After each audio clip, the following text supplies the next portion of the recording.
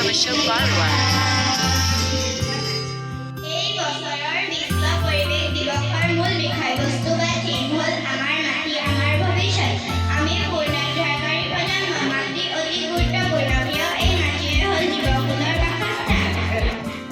মাটিৰ সংৰক্ষণ কৰাটো বৰ্তমান সময়ত অতি গুৰুত্বপূৰ্ণ।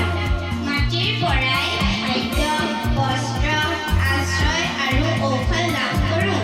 মাটি আমাৰ ভৱিষ্যত। মাটি সংৰক্ষণ কৰিলেহে আমাৰ ভৱিষ্যত সুৰক্ষিত হ'ব। মাটিত প্লাষ্টিক, ৰাসায়নিক সাৰ ব্যৱহাৰ কৰিব নালাগে। ধন্যবাদ। ধন্যবাদ জনাই মোৰ বক্তৃতা মই বন্ধ কৰিছোঁ। 2024 চনৰ বিশ্ব পৰিৱেশ দিৱসৰ মূল বিষয়বস্তু হ'ল মাটি পুনৰুদ্ধাৰ, মৰুভূমিকৰণ, খৰাং পৰিস্থিতিৰ লগত মোকাবিলা কৰাৰ ওপৰত অধিক গুৰুত্ব দিছে। মাটি প্ৰাকৃতিক পৰিৱেশৰ এক অবিচ্ছেদ্য অংগ। শুকান ঘাঁহনি বা ভূমি, গছ-গছনি কমি যায় আৰু শেষত নোহোৱা হয়। খৰাং পৰিস্থিতিৰ পৰা হাত সাৰিবলৈ বৰষুণৰ পানী সংৰক্ষণ, খেতিপথাৰৰ অতিৰিক্ত পানী সদ্ব্যৱহাৰ, উদ্যোগৰ আৱৰ্জনাবোৰ শোধন কৰিব লাগিব।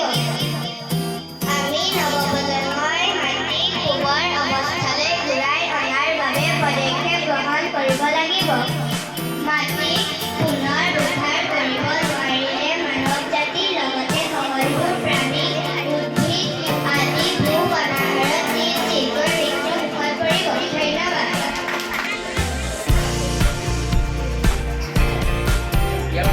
বক্তৃতা আৰু এইখন বিষয়ৰ চমুকৈ কওঁ। ব্যক্তিগত উদ্যোগত সকলোকে আমাৰ পৃথিৱীখন কেনেদৰে ৰক্ষা কৰিব পাৰি তাকেই বিষয়ে সচেতন হ'ব লাগিব।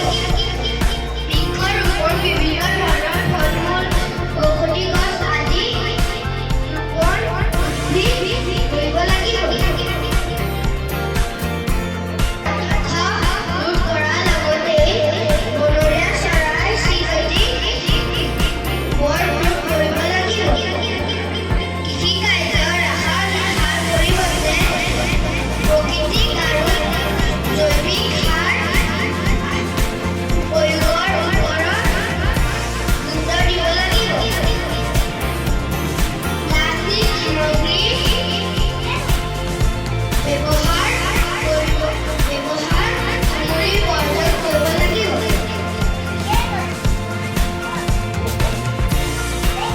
জলাশয়বোৰৰ পানী যাতে সদায় পৰিষ্কাৰ হৈ থাকে তাৰে প্ৰতি আমি সচেতন হ'ব লাগিব।